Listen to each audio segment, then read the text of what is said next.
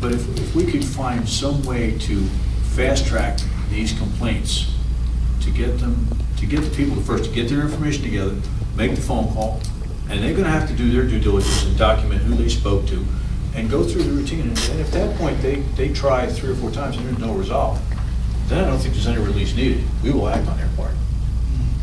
They're saying they can't discuss the details of the. Well, I mean, we're going to do the best we can. I just wanted to caution that, there are privacy issues on accounts, but there's certain But if regulations you we have to do, follow. if you sign a release form, I know that we do. We have our people that come in and sign a release form, and the water company talks with us.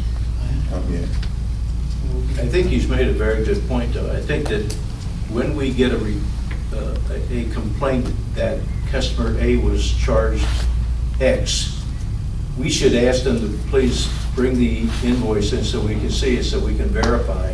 Yes, they were charged for that minimum 2,000 gallons of water, or they weren't.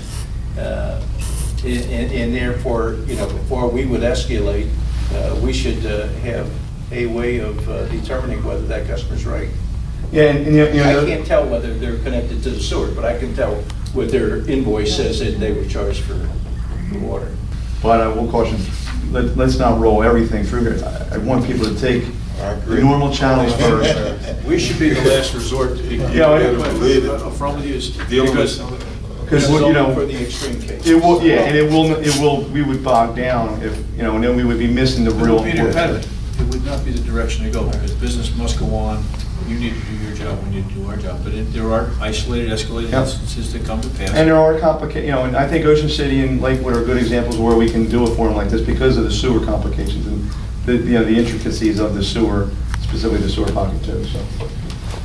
A couple months ago, there was a newspaper article, if I'm not mistaken, where they forecast that Lakewood's growth would make it the 3rd largest city in the state of New Jersey. I think it was 2 decades, if I'm not mistaken. If right now you're running out of, quote, water to be able to charge to us today, and you're buying it from the state of New Jersey, what's the anticipation of what will happen in 20 years when this population has tripled or quadrupled or whatever the...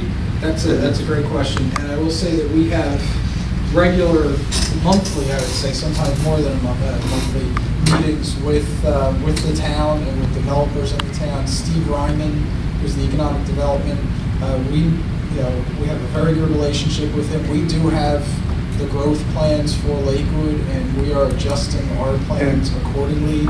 And some of those plans are underway already. We're developing new sources of supplies right now. Additional groundwater.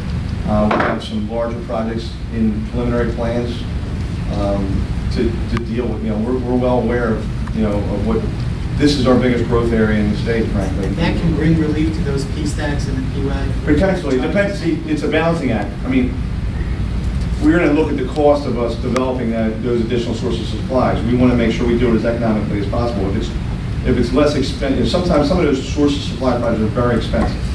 I think of the Mashwan Reservoir when that was built, how expensive that was.